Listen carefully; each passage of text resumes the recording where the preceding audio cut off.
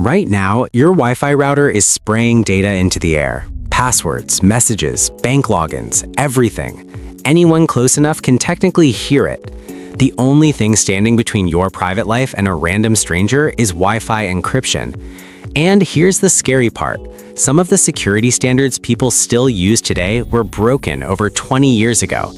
So let's break down how Wi-Fi security actually works, why WEP and WPA failed, why WPA2 survived for so long, and what WPA3 finally fixes. We'll start with the basics of how Wi-Fi encryption protects your data.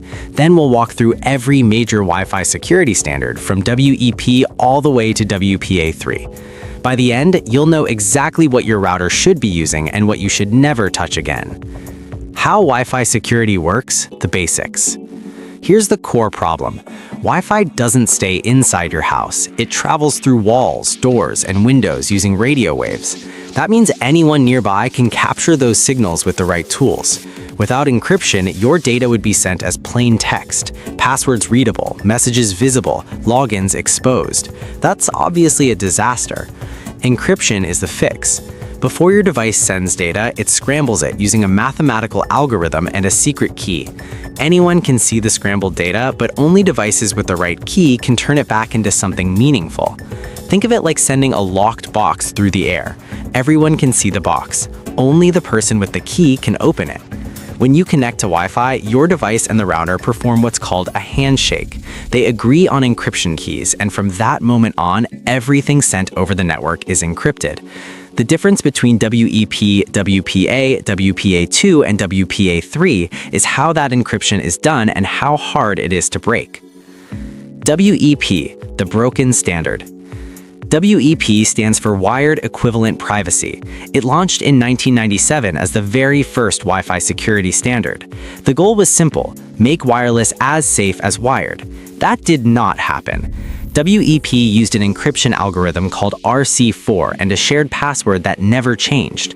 Every device used the same key all the time. Here's where it fell apart.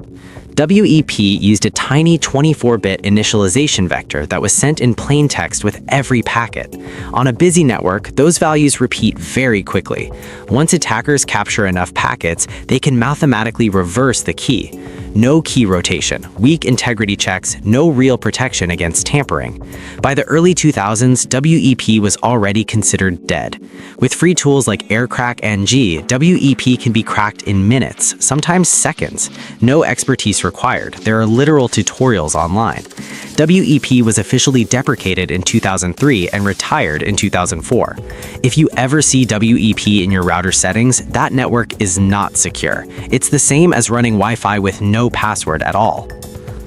Wi-Fi, the Wi-Fi protected access. It came next, Wi-Fi protected access. It was never meant to be perfect. It was an emergency fix while the industry worked on something better. The big improvement was TKIP.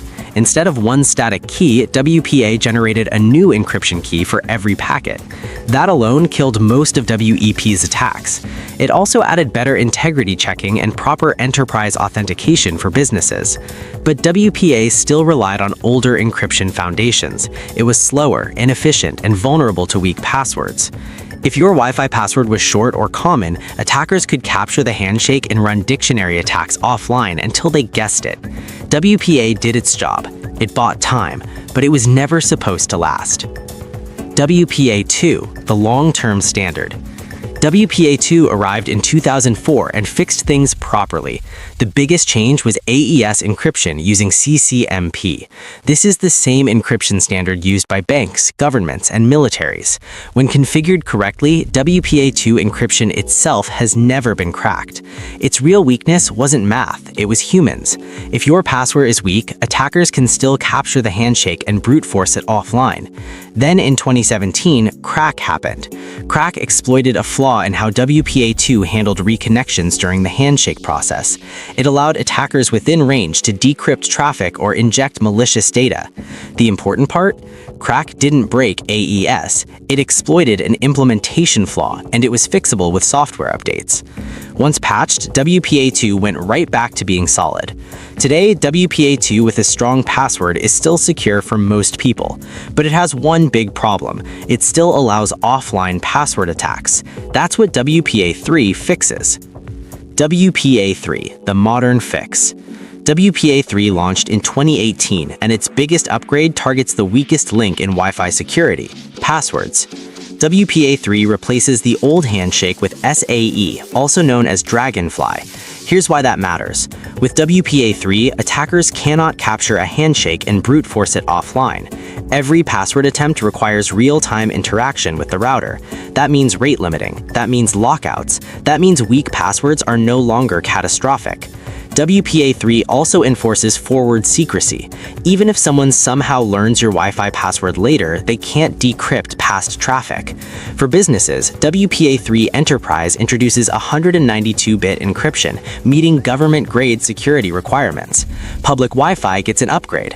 WPA3 introduces opportunistic wireless encryption, which encrypts traffic on open networks without requiring a password. Coffee shop Wi-Fi is no longer automatically insecure. And for smart devices, Wi-Fi Easy Connect uses QR codes instead of typing passwords into tiny screens. The downside? Adoption. Not all routers support WPA3. Older devices may never support it, and transition mode is only as secure as the weakest device connected. Other security features that matter.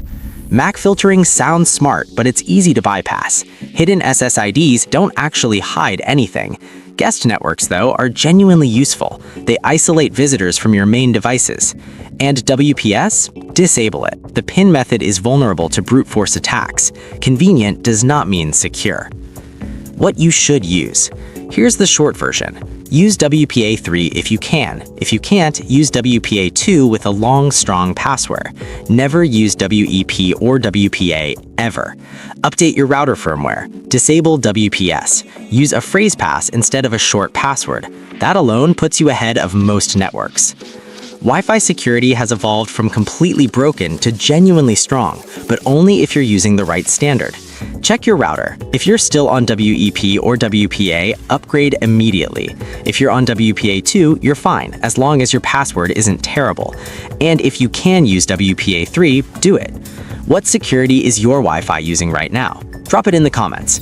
And if this finally made Wi-Fi encryption make sense, like, subscribe, and stick around, because invisible tech is usually the most important.